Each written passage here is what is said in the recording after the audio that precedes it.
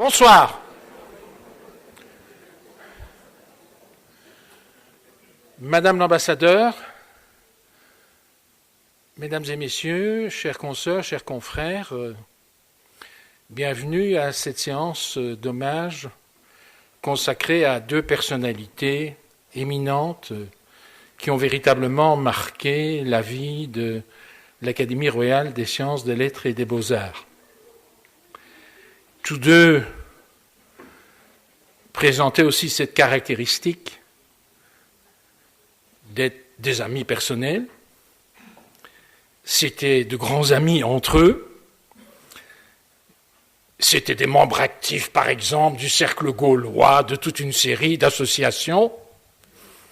Et c'est clair que, au sein de la classe des arts de l'Académie, il ne passait pas inaperçu. C'est le moins qu'on puisse dire. Donc, c'est un plaisir, Madame Robert Jones, Madame le Duc, de participer à cette célébration de deux personnalités qui ont véritablement marqué ces dernières décennies dans les domaines qui leur étaient chers. Nous aurons l'occasion, ce soir, d'écouter successivement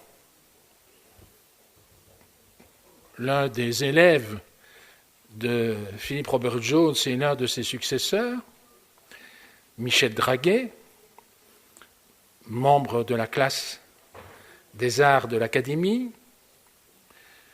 Ensuite, ce sera au tour de Pierre Bartholomé, ancien directeur de la classe, président de l'Académie, d'évoquer la personnalité de quelqu'un qu'il a côtoyé pendant de très nombreuses années. Ils ont été en maintes circonstances compagnons de route. Et donc Pierre Bartholomé aura l'occasion de rappeler toute une série de souvenirs et de faits marquants de la vie de Jacques le Duc. Ensuite, place au piano, et Olivier Spiegeler, pendant un quart d'heure, 20 minutes, aura l'occasion de rappeler, de transmettre des messages musicaux qui étaient ceux de Jacques le Duc. Et enfin, cette soirée se terminera par la projection d'un film réalisé par Yvon Lamenche, qui connaissait bien Philippe Robert Jones, qui travaille sur ce film depuis de très nombreuses années. J'en avais déjà vu des embryons, voici 4 ou 5 ans, si je ne m'abuse, à Uccle, n'est-ce pas?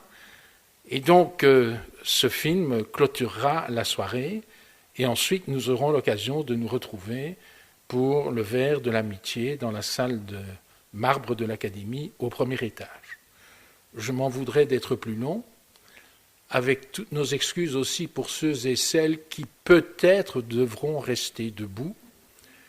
Il n'y a pas de plus bel hommage que celui de cette foule nombreuse, éclectique, qui est venue saluer la mémoire de nos deux confrères, malheureusement décédés à quelques mois d'intervalle l'année dernière. Michel Draguet, à vous la parole.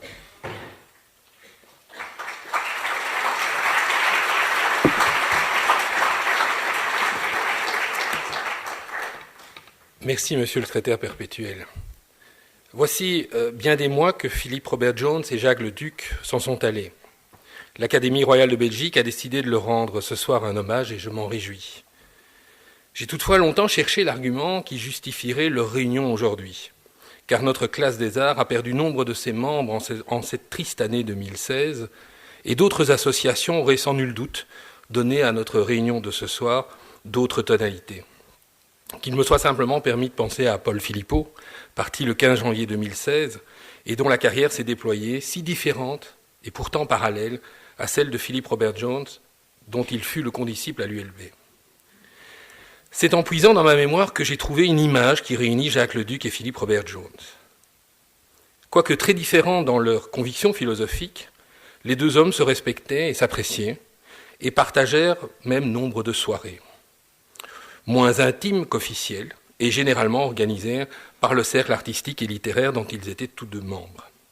Sans oublier les banquets de la Légion d'honneur auxquels Philippe Robert Jones présida de 1999 à 2015 et auxquels Jacques Leduc prit part en tant que président du Gaulois qui hébergeait la manifestation. C'est dans ce cadre que je les revois marchant vers le parking. Cette année-là, Jacques Leduc avait été fait chevalier, non de l'ordre français, mais en Belgique. Le baron Robert Jones lui donnait le bras pour regagner la voiture qui l'attendait. Je revois leur silhouette se découpant à contre-jour. Un peu plus loin, le gardien du parking, et néanmoins historien auquel on doit une biographie de Camille Lemonnier, voyant l'attelage s'approcher, vint à leur rencontre. Silencieusement, à mon avis, tant il lui fallait articuler le paradoxe des noms et des titres, sans blesser le président de la SABAM, dont le titre réduisait l'état aristocratique du nom de manière assez singulière. Il s'arrêta et lança un « Bonjour, monsieur le baron, bonjour, monsieur le duc », auquel tous deux répondurent avec courtoisie.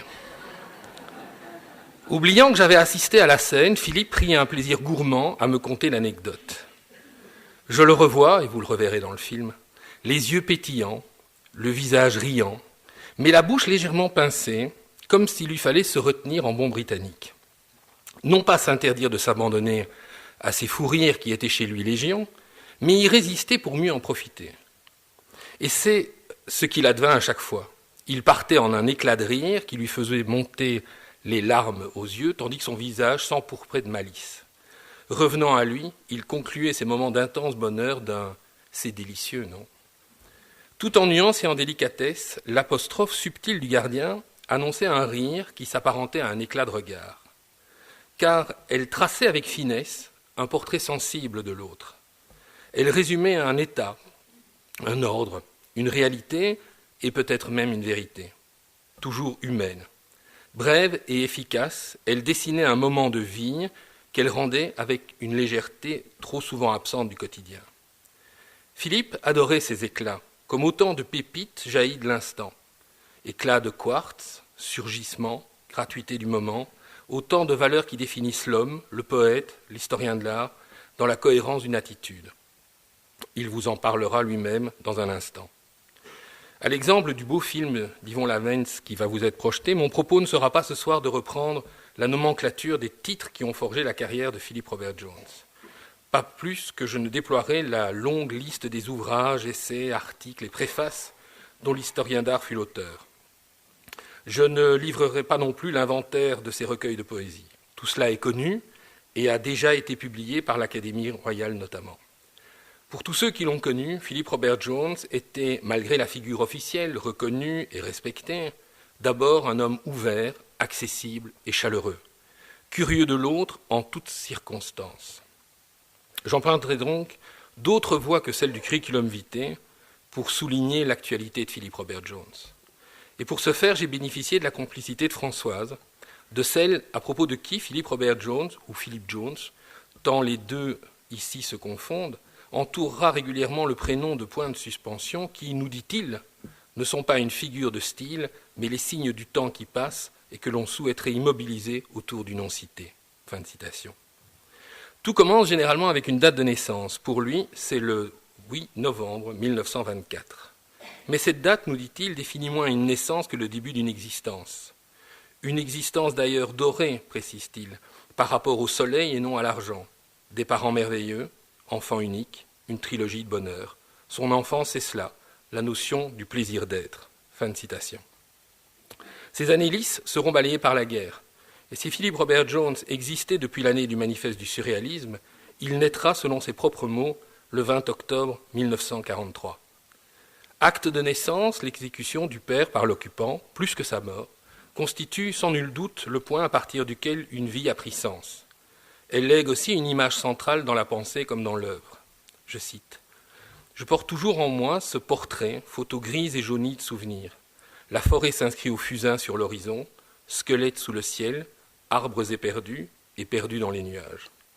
Merveilleuse formule qui dénoue en une perspective unique le portrait en paysage. évocation qui annonce par l'image un goût pour Bruegel ou Magritte, affirmation dans laquelle frémit aussi la passion pour la matière et pour la main qui s'en empare. J'ai dit l'exécution plus que la mort, même si celle-ci induit l'absence et ses déchirures, le sacrifice assumé transforme le drame personnel en leçon collective. C'est là qu'est née l'exigence de l'expression vraie que l'historien de l'art creusera et qui nourrira le poète. C'est là qu'a pris forme le sens du service public et le respect des institutions. Cet automne 1943 signe ce que Philip Robert Jones qualifiera dans un poème de temps des grandes hontes, où les prisons étaient le port d'hommes dressés, d'hommes vivants. Tout est là chez Philip Robert Jones. La figure paysage de ce père qui, je cite, marchait droit, qui marche encore, a déterminé une vie et la somme de ses engagements. De cette vie, il faut retenir une écoute absolue de l'autre, dont le moteur a été un profond désir de comprendre cette singularité qui fait le sel de l'altérité, de cette altérité qu'on tend à oublier aujourd'hui.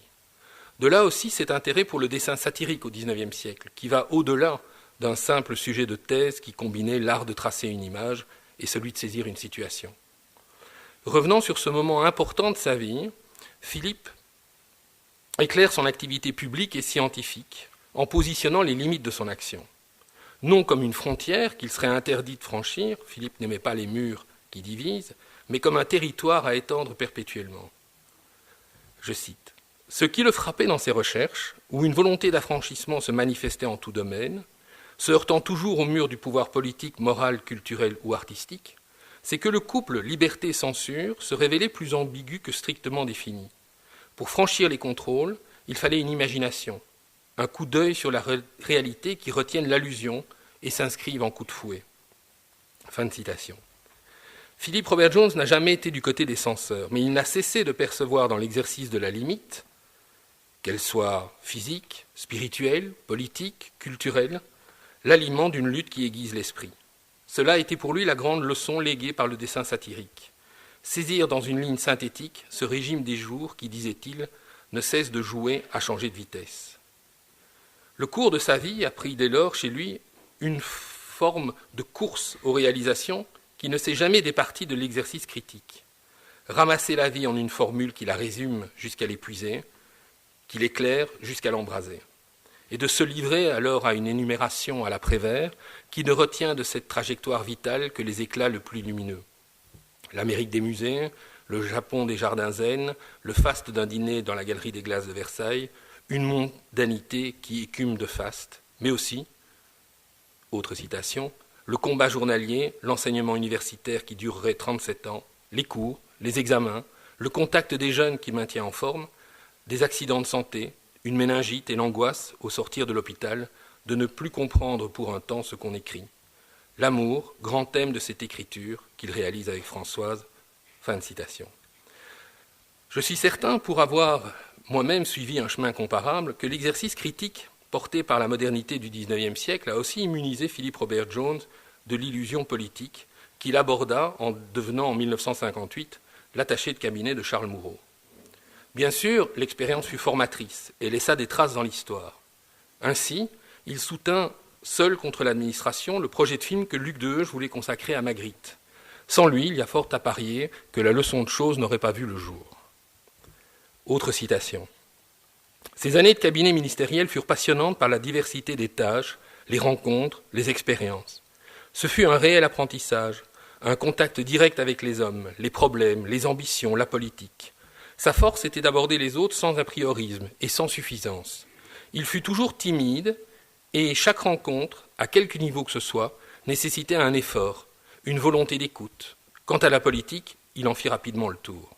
Faire une carrière politique lui semblait à l'opposé d'une liberté de pensée qui lui était chère, car il vivait jour après jour les pressions, les marchandages qui sévissaient en ce domaine, avec toutes les tendances et les affiliations qui se tressaient, se dénouaient, se neutralisaient. Les luttes d'influence étaient infinies au sein de chaque parti et les alliances de circonstances souvent étonnantes. Il comprenait le jeu, et peut-être même son plaisir, mais le pouvoir dans de telles conditions lui paraissait vain, même si la cause était bonne. Fin de citation. Ce sens de l'action détermine la nécessité d'un lieu, l'espace public sur lequel Philip Robert Jones entendait d'abord agir en bâtisseur. Avec les différentes phases de rénovation des musées royaux des beaux-arts, de Belgique, qui aboutiront en 1984 à la création du musée d'art moderne, avec la rénovation des écuries, qui contribueront à rénover l'image d'une académie que d'aucuns jugeaient alors obsolète. À l'époque, c'était encore possible. Ce ne l'est plus. Moins par manque de moyens, je crois, que par la destruction de l'exercice rationnel du pouvoir. Dans le layer cake institutionnel qui est devenu une Belgique plus confédérale que fédérale, les jeux politiques sont devenus une fin en soi qui ne tient plus compte ni du sens commun, ni de l'intérêt collectif. J'ai souvent entendu Philippe déplorer l'état dans lequel glissait insensiblement notre société. Il a été un témoin privilégié du début de l'atomisation de l'État. Il a été un témoin privilégié du début de l'atomisation de l'État qui nous a largement conduits où nous en sommes aujourd'hui. Avec les musées royaux, l'objectif majeur était pour lui de restaurer un lieu pour rendre son éclat à un patrimoine qui nous définit. Dans l'absence de culture de la culture qui caractérise ce pays, il a soigné nos racines pour que l'arbre puisse porter ses fruits. Liant l'ancien au moderne, un sentiment d'identité nationale né au XVe siècle à l'émergence d'une création tendue vers demain, il a offert à chacun un lieu de mémoire qui témoigne d'une permanence qui nous donne une force, mais aussi un devoir. Devoir de mémoire pour ne pas céder aux réductions populistes et au sous-régionalisme grégaire, réserve de mémoire dans laquelle aussi puiser une fierté qui ne se limite pas à quelques exploits aussi vains que sportifs, mais qui se nourrit des poètes, écrivains, dramaturges, peintres, graveurs, dessinateurs, photographes, sculpteurs, qui ont signé la singularité d'un regard qui, tout en étant d'ici, reste ouvert sur le monde. En 1985, l'enjeu passe à une autre institution tout aussi menacée par l'aberration communautaire que relaient alors une pensée post-68arde et un déconstructivisme postmoderne. D'emblée, l'Académie bénéficie, aux yeux de Philippe Robert Jones, d'un éclat qui rappelle le musée.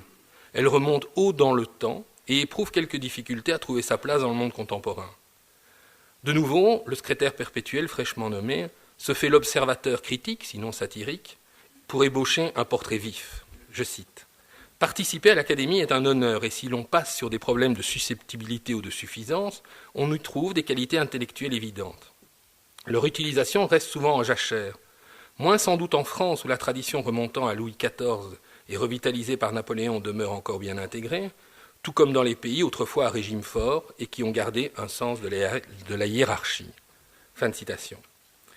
Au-delà du diagnostic qui pointe l'abandon d'un cadre de référence et le renoncement à toute rigueur intellectuelle dont on perçoit bien aujourd'hui les conséquences populistes de Trump au Brexit sans présager de ce que demain nous apportera, Philippe Robert Jones définit ce qu'aurait pu être, ce que devrait être, la place d'une académie. Autre citation. Les politiques pourraient y trouver un outil à leur disposition, une ou des chambres de réflexion pour étudier des sujets précis, encore faut-il le savoir. Et l'homo politicus, courant après son ombre et les voies à accueillir, n'a ni le temps ni la curiosité de regarder autour de lui. Il n'y a que lui qui compte, à de rares exceptions près. Le voisin à abattre, la timbale à décrocher. Mais le physicien, le chimiste, le sociologue, psychologue, juriste ou historien, l'homme qui a mûri, qui a de l'expérience et trouvé des solutions, l'homme qui peut aider, que de ressources à portée de main et perdues. Fin de citation. Alors que partout en Occident, les élites font l'objet d'une critique massive, pas toujours infondée, mais aussi d'un discrédit qui correspond à une démocratie d'opinion directe systématisée, l'Académie a un avenir qui, comme nous y invite Philippe Robert Jones, passe moins par l'institution en tant que telle que par les femmes et les hommes qui la composent, qui lui donnent vie, qui l'animent quotidiennement par leurs recherches, leurs pensées ou leurs œuvres. La révolution académique passe par la culture au sens le plus large, une culture qui repose sur une action que vient animer une connaissance dynamique. Et Philippe Robert Jones de préciser une triade savoir, intuition, création. L'Académie, malgré les voiles et les conformismes du XIXe siècle, peut être un lieu de rencontre et de réflexion exempt de statisme. Fin de citation. Non pas donc une tribune centrée sur une figure majeure ou sur un leader maximo, mais une maison de verre ouverte à tous les savoirs et à toutes les cultures. Un laboratoire de demain sans murs ni frontières, un lieu offert à tous et propice à la critique permanente. Dans l'exercice de ma fonction, qui fut la sienne, dans un cadre qui, j'allais dire hélas, n'a plus rien à voir, je me suis souvent demandé comment Philippe Robert Jones s'y était pris pour supporter l'écart qui sépare le projet que l'on se fait de la réalité avec laquelle on est obligé de composer, pour ne pas glisser en même temps que le système, pour ne pas contribuer au mépris des valeurs qui conduit de plus en plus de responsables à souiller la fonction qui est la leur, pour conserver cette capacité critique qui chez lui était née de la conjonction de la résistance et du dessin satirique, pour se protéger lorsque, comme il le disait, le mot partout assaille et qu'il n'est maître de rien. La réponse tient en 6 lettres et dans ses ramifications qui sont autant réseaux d'amitié qu'exercices partagés. La poésie. La poésie incarne ce territoire singulier et avec elle la relation fondamentale qui, chez Philip Robert Jones, unit l'écriture à la peinture et que consacre le livre d'artiste tel qu'il le définit. Je cite, « Conjonction de l'artiste et de l'écrivain qui donnait jour à la force du rêve dans sa plénitude. » Fin de citation. Formule qui entraînera à sa suite l'historien de l'art vers les rivages de Bruegel, de la peinture irréaliste, de Magritte et du surréalisme. Exigence qui détermine aussi l'amitié profonde qui lie à l'homme à des artistes et des écrivains comme André Wilke, Stéphane Joura ou Gustave Marchoul. Pour Philip Robert Jones, le poème, je cite, « devait rester longtemps son moyen d'expression, sa nécessité d'être, l'exutoire de sa sensibilité, une certaine forme d'amour pour l'univers. Au vers donné, il préférait l'image offerte, ancrant son œuvre dans un art de la représentation qui nourrira ensuite son sens de la narration à travers la nouvelle. Image, nous dit-il, qui passe de l'inconscient au conscient, qui naît de l'extérieur, du souvenir, d'une prescience saisie par un coup d'œil ou un rappel de la mémoire. Et de préciser, le regard n'est jamais objectif, il sélectionne. Quant au souvenir, son enregistrement d'abord, sa renaissance ensuite, apporte autant de modifications à une réalité initiale. Cette poétique renseigne sur l'homme au-delà du poète. Elle circonscrit une manière d'être qui se fonde sur une même lecture du monde visible, portée par la peinture, et de cet autre ici, qui est le poème. De là, cette définition de la poésie que livre Philip Robert Jones dans un regard rétrospectif qui, à mes yeux, englobe l'entièreté de l'action qui définit l'homme. Le poème n'est-il pas en fait, nous dit-il, la mise en forme d'une respiration ? Ainsi, l'homme, le patron d'institution, l'écrivain, le poète, l'historien, a mené sa vie en parfaite cohérence avec son acte de naissance du 20 octobre 1943. Ce père qui marche droit, qui marche encore, a distillé sa présence dans l'œuvre à travers une myriade d'images, dont la plus forte reste à mes yeux celle de l'arbre. Arbre cher à Philippe, qui évoque le père et ses racines, l'amour et l'amitié, mais qui surgit aussi au hasard de l'histoire lorsque 2 tours implosent avant de s'effondrer sur nos certitudes hallucinées pour nous rappeler que c'est tous les jours, le 20 octobre 1943. Je vous remercie.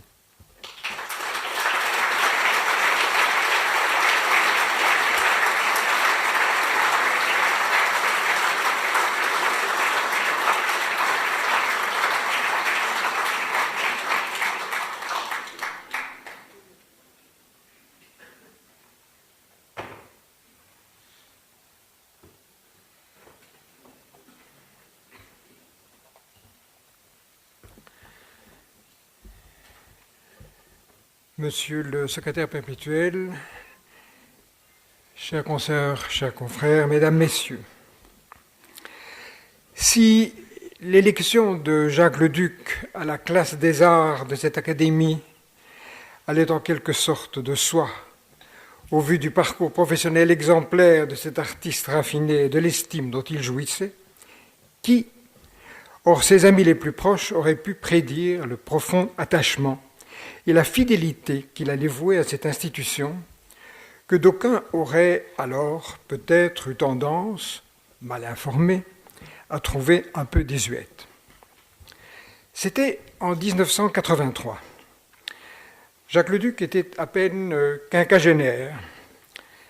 Tout en consacrant chaque été de longues semaines à la composition, activité d'élection dans une vie très intense, il se donnait corps et âme à l'enseignement. Titulaire du cours de fugue au Conservatoire de Bruxelles et depuis 7 ans déjà recteur de la chapelle musicale Reine-Élisabeth, 2 charges pédagogiques de haut niveau menées de front plusieurs années durant, il était toujours à la tête de l'Académie de musique d'Uccle dont il avait fait une école modèle. La pédagogie était pour lui une préoccupation majeure. Transmission, échange, expérience humaine, elle s'imposait à ses yeux comme une responsabilité vitale, un enjeu essentiel, terreau de l'esprit critique, pierre angulaire du futur. Or, le voilà élu à l'Académie royale. Un aboutissement ? Pas du tout. Un engagement supplémentaire, de nouvelles joies et de nouveaux devoirs. Chez Jacques Leduc, tout, composition, pédagogie, ouverture au monde, vie personnelle et familiale, amitié, tout était don éthique et sagesse, avec une préoccupation essentielle, l'excellence.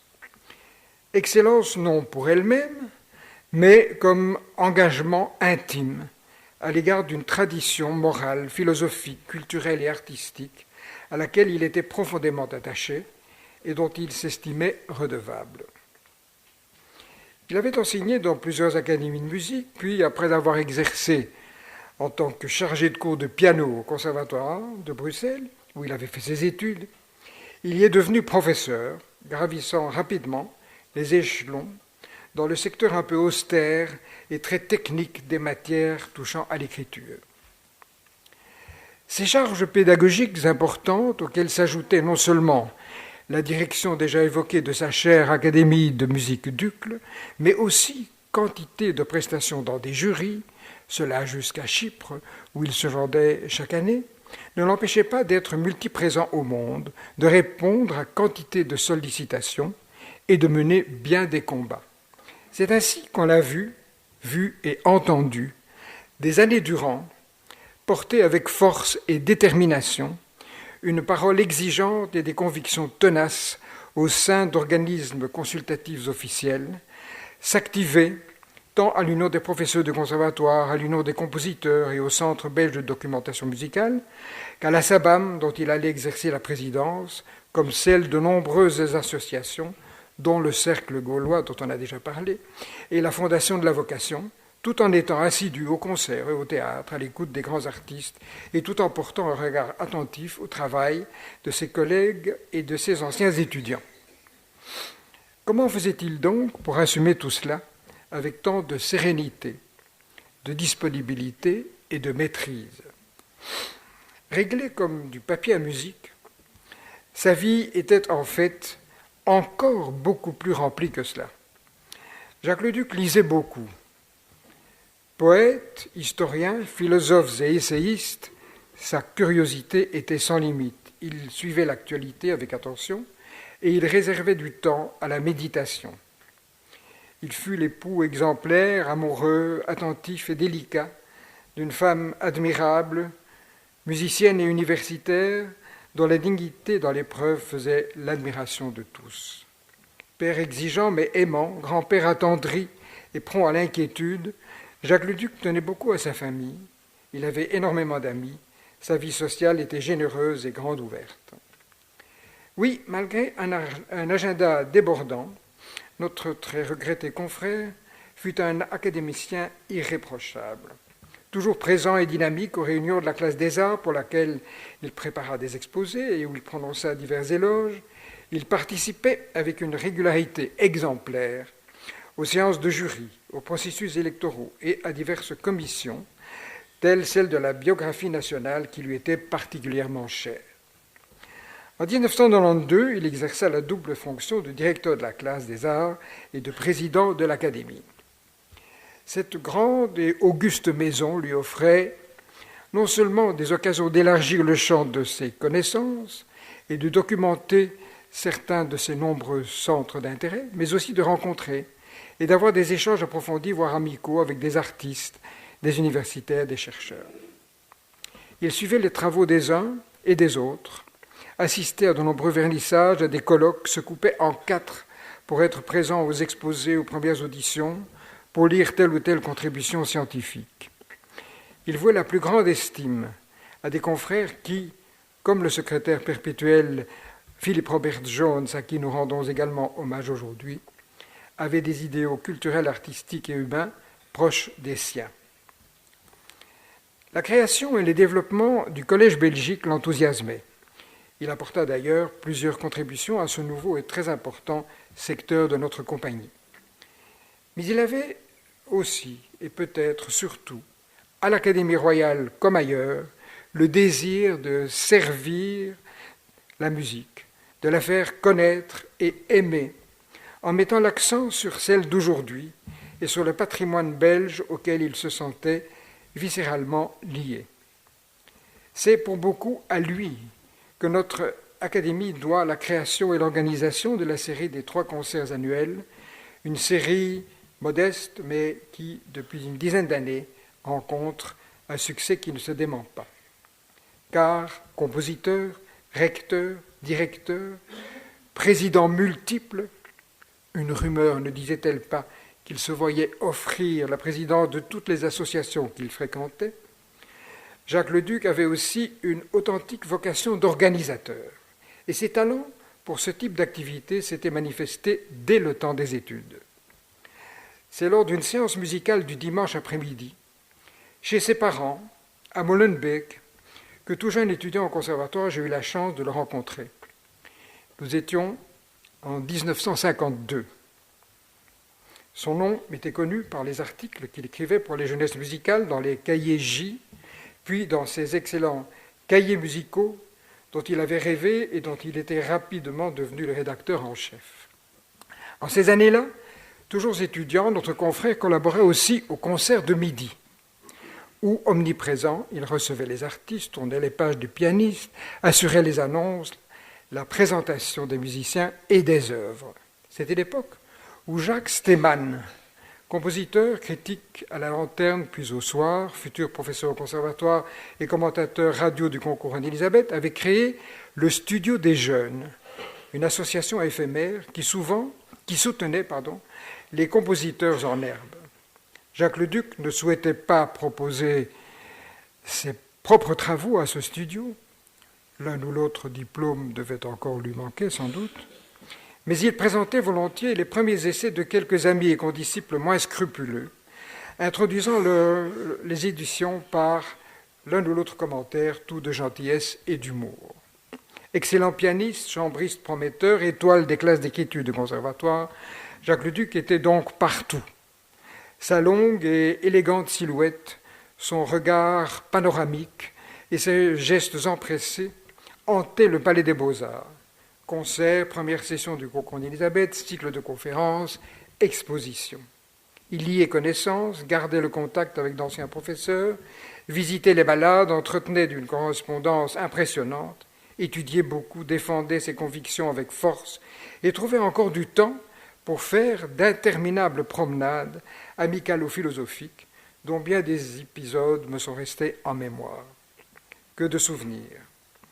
Le temps me manque ici pour raconter telle ou telle escapade alpestre, tel séjour hivernal et glacial au Grand-Duché, ou ce mémorable voyage de 1953 à Bayreuth, où, avec une petite délégation des jeunesses musicales belges, nous découvrions les mises en scène de Wieland Wagner, nous assistions à une répétition de Paul Hindemith, nous amusions les délégations étrangères en chantant émimment « Il était un avocat, tire-lire-lire » et nous étions stupéfaits de croiser Winifred Wagner,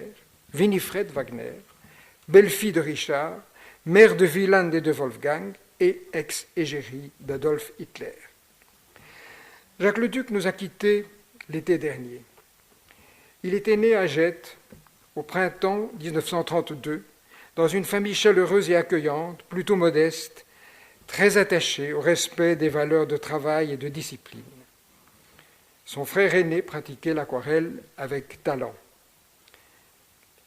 La période de ces humanités gréco-latines, effectuée, qui l'eût cru, avec brio, à l'Athénée de Bruxelles, correspond grosso modo avec la libération et la fin de la guerre, moment de grand et inoubliable de réveil, dont en Belgique, comme ailleurs, ceux de la radio et de la vie culturelle.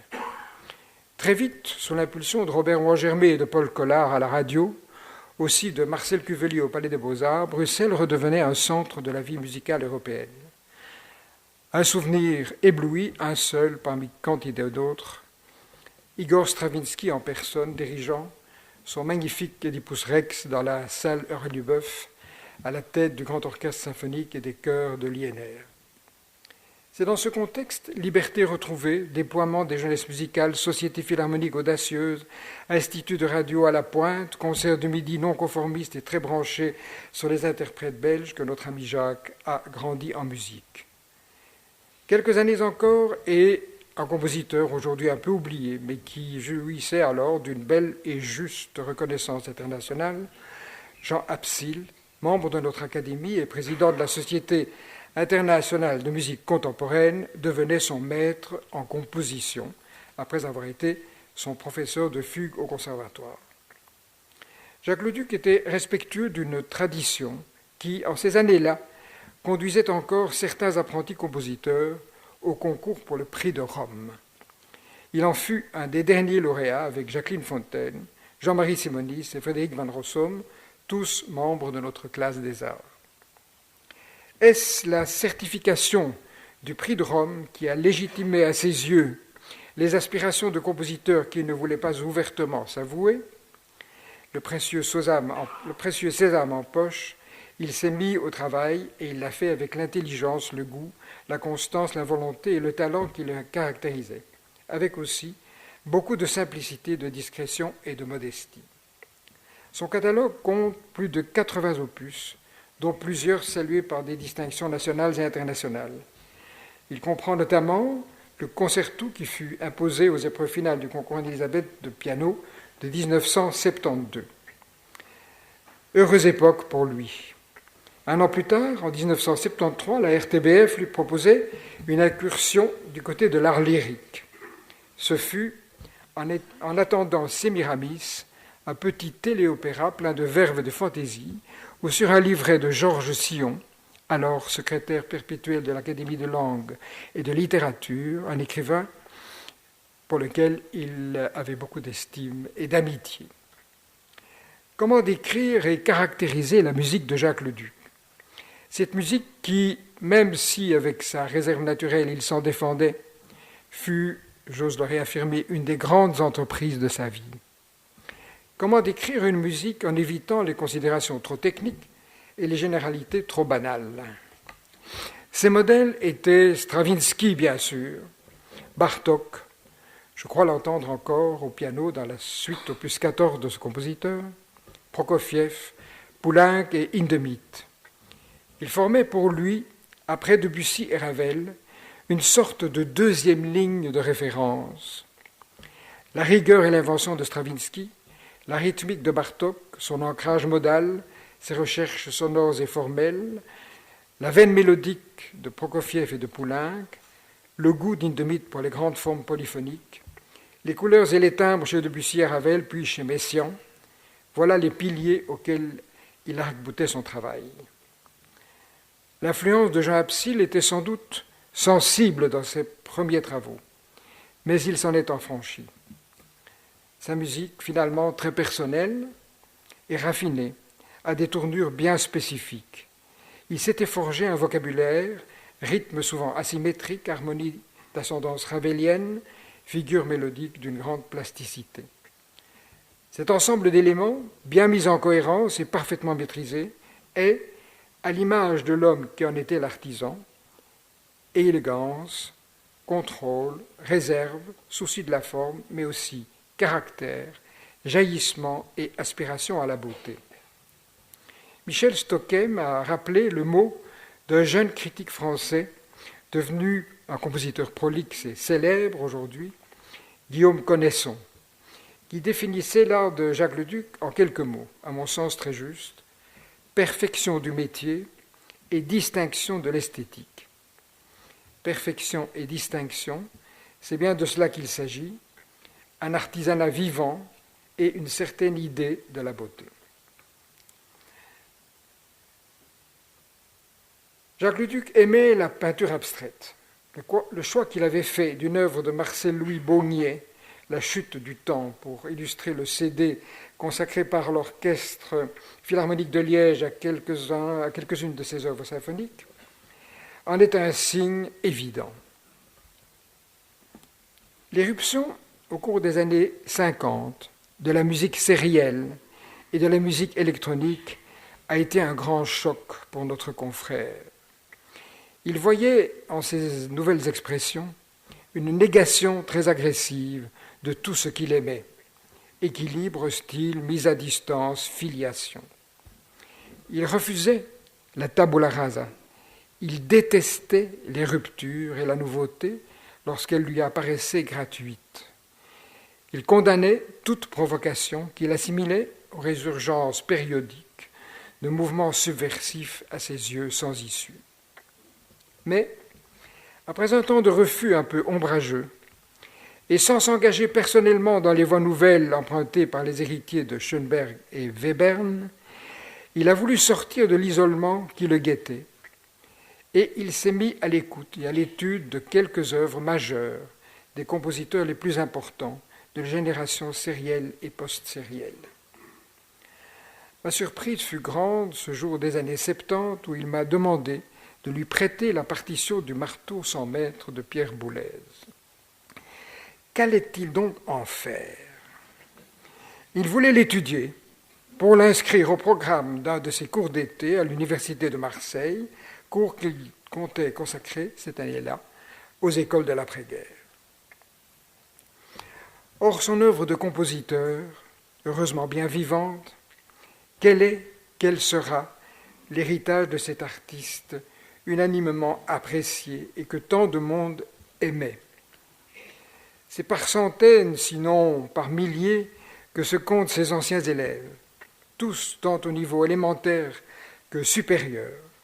Et ce ne sont pas les nombreux lauréats de la chapelle Reine-Élisabeth qu'il dirigeait dans un souci de pleine fidélité au projet originel qui me contrediront. Tous ont été durablement marqués, tant par ses exigences, la rigueur, toujours la rigueur, que par l'attention, l'écoute et les encouragements qu'il leur prodiguait. Tous ceux qui l'ont rencontré ont été impressionnés, parfois très profondément, par sa stature intellectuelle et humaine. L'Académie royale et sa classe des arts se souviendront du chevalier Leduc, de sa présence rayonnante et de la qualité de ses interventions, de son goût des énoncés clairs, de son souci de vivifier la circulation et la diffusion des connaissances. Quant à ceux qui ont eu l'immense privilège d'être ses proches, c'est son regard, ses yeux à la fois bons, attentifs et malicieux, cette voix chaleureuse et si volontiers portée à l'anecdote, la belle écriture manuscrite de l'épistolier fidèle, le souvenir de ces précieux moments d'échange où transparaissaient des idéaux et une profonde espérance qu'ils conserveront avec l'exemple d'une volonté et d'un courage à toute épreuve. Modestie, fidélité, discipline et générosité. Jacques Leduc nous lègue un témoignage, celui d'une vie toute de curiosité, de conviction, de don, d'étude, de travail, d'attention, de bienveillance, d'humour et de gentillesse. Un feu ardent et secret habitait cet homme, un feu que, sans craindre ses brûlures, il a su transformer en lumière de vie et de paix. Je vous remercie.